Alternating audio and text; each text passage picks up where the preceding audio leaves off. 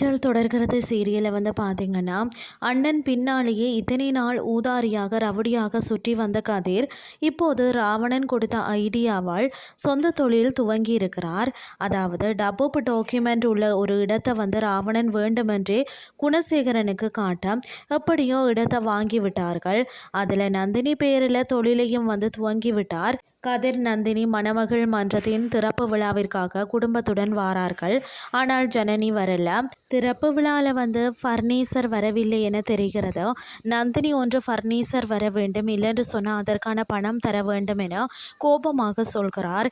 நிலத்தை விற்றவர் அது எப்படி என மழுப்புகிறார். இங்கு வீட்டில் ஜனனி யாருமே இல்லாததால் தனியாக இருக்கிறார். அப்போது ஜனனி எதர்ச்சியாக வெளியே பார்க்கும் போதும் இருவர் வீட்டையே பார்க்கிறார்கள். அதை பார்த்து ஜனனி வந்து பதறுகிறார். மணமகள் திறப்பு விழாவில் பார்த்தீங்கன்னா நந்தினி ரேணுகா ஏதோ பேச அங்கு வந்த ரேணுகா அம்மா இருவரும் வந்து மனக்கசப்பு ஏற்படும் வகையில் பேசுகிறார். இதுதான் இன்றைய நாளுக்கான எபிசோட்.